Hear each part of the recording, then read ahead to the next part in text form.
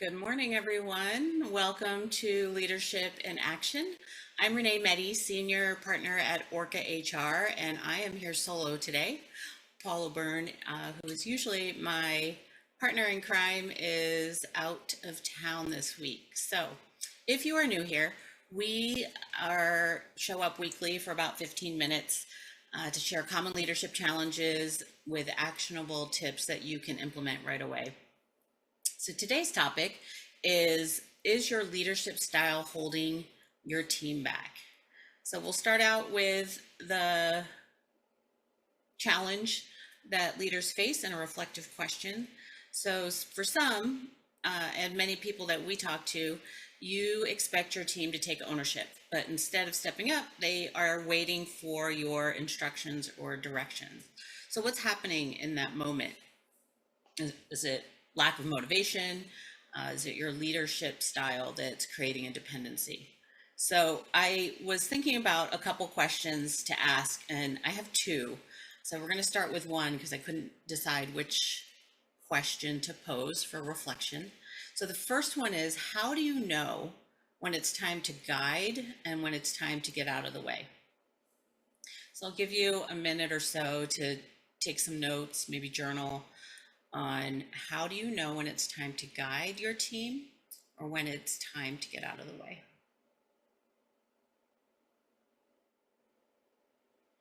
All right, so what I've found is that often we tend to lead the way we want to be led. And when I think about my earlier years in leadership, I like to be, either given a task or be on a project, and I like to figure things out. I like to problem solve. And so I need very little detail.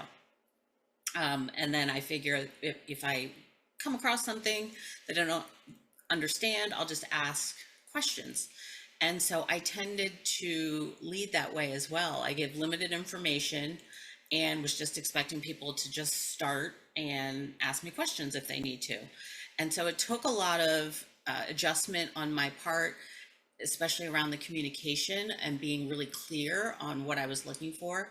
And I learned that I also needed to ask any of my staff, how do they like to be led? How do they like to receive information? How do they like to start a project? And I've also found that assessments are really helpful with that. And once that conversation happened, it was a lot easier. I was able to be really clear in my style with some room for flexibility and to adapt to those that I was working with. And so some of the challenges that are fairly common with your leadership style and how you potentially could be getting in the way of leading your team are assuming people should just know what to do, which is where the lens I often came from. And then confusing trust with lack of structure, which can tend to lead to chaos. And so I've had people that are give instruction or give yeah, you've got this, and then turn around and it looks like micromanagement.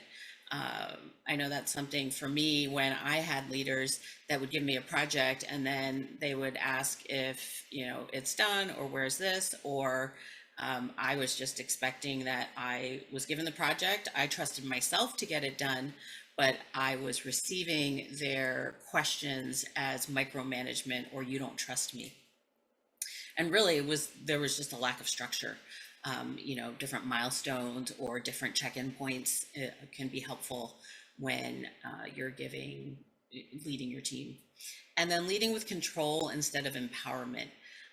So there's a lot of tell versus ask, and leading your team is, in terms of the reflective question, how do you know when it's time to guide and when it's time to get out of the way? That leading with control instead of empowerment ties right into that reflective question. And so I think about it too as, do you trust yourself? And do you know your people in front of you well enough to know what their style is, where they're going to get stuck, where they're going to really shine and take ownership of the work that they do?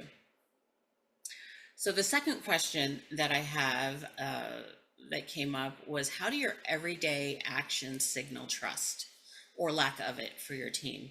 So if you think about your day or a week and the team that you currently have, or maybe it's a team that you've worked with before, are there signals in your actions that are leading your team to know that you trust them?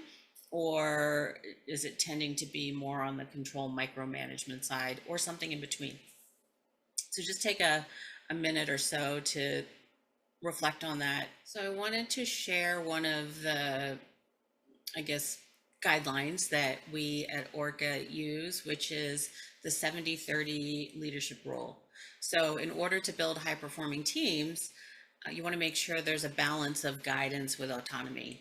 And so the 70-30 rule is 70% of the time you want to make sure that you're coaching and guiding. So that means asking questions more than telling. The kind of questions you ask are really important. Those coaching questions are open-ended. They're not yes or no answers. And you want to be able to challenge thinking and, ask good open-ended questions to support your team's growth. And then 30% of the time would be more directive and, correcting or guidance if you're taking a different direction, or if you were thinking about things differently. You want to make sure that the most important thing is that you have clarity and they have clarity on what you're looking for. Because high performing teams don't just need the freedom, they need that clarity to take action with confidence. And when I think of the 70-30 rule and this idea of coaching and guidance, it's very similar to like traditional education.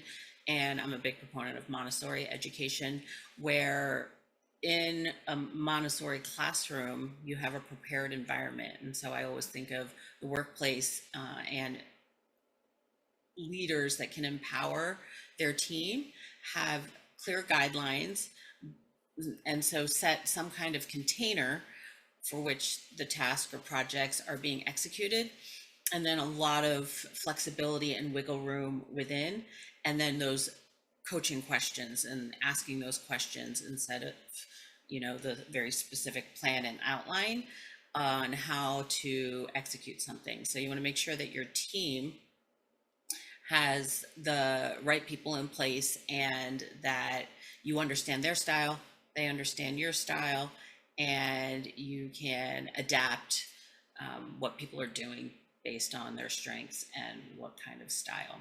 So thank you for joining us.